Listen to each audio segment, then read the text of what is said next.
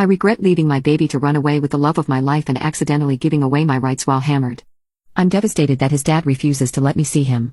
Eventually, I had an affair with him and that only made my boring life exciting. It was the thrill of being caught by my boyfriend and the love I felt for Dylan that kept me going. Luckily, my boyfriend was too busy with AP testing and graduation to notice. Our baby was still getting taken care of, but I noticed myself forgetting about my responsibilities because of Dylan. He then wanted to move to Chicago and asked me to go with him, along with my child. I was more than happy to, except for the fact I couldn't take my son away from his father. We had an agreement that worked for years and doing this would mess up everything. Then, Dylan suggested something I couldn't turn down, going to Chicago by myself. I was set on my decision and only told my cousin, who was upset that I would be doing this to my son and boyfriend. I made her promise not to tell anyone, though. It seemed like for once I could do something I wanted to do that didn't revolve around dirty diapers and breastfeeding. It was my one chance of freedom and I had to take it. So, I texted my boyfriend that I was too young to be a mother, that I was in love with someone else, and asked that he not contact me anymore. I didn't even let him reply before I blocked him on everything. From that moment, I was going to live a brand new life with Dylan. I had to tell my parents what I was doing because they would ask questions eventually, and they also didn't support my plans, but I was doing this for me and that's all that mattered. Nothing they could say would stop me. I enrolled in a college when I got to Chicago and the first 2 years were a massive blur. I thought I would be free, but I was so depressed.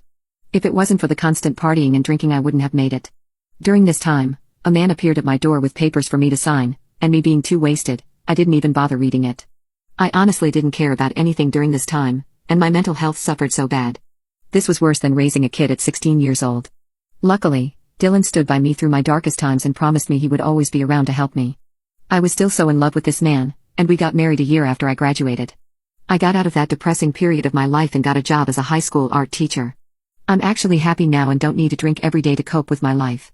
And thank God too because I got pregnant with Dylan's baby. After a long talk, we decided it was time to get my son to come with us.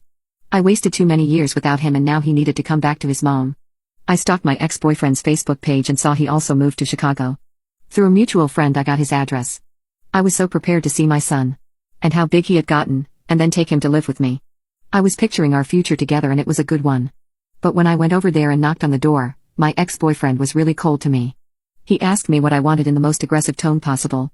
I explained that I wanted to see my son and he said no. Apparently, I had given up my rights as his mom and I'm not welcomed in his life. I called BS because I would never do such a thing. Then, I remembered that dreaded document I signed while wasted and realized it was a notary public stating I was giving up my rights. He even had the documents to show me as proof. He said that because I signed, I couldn't see him. I called him a crappy person and an a-hole before breaking down and begging to let me adopt my son so that I can have rights again. He didn't even say anything, he just shut the door in my face.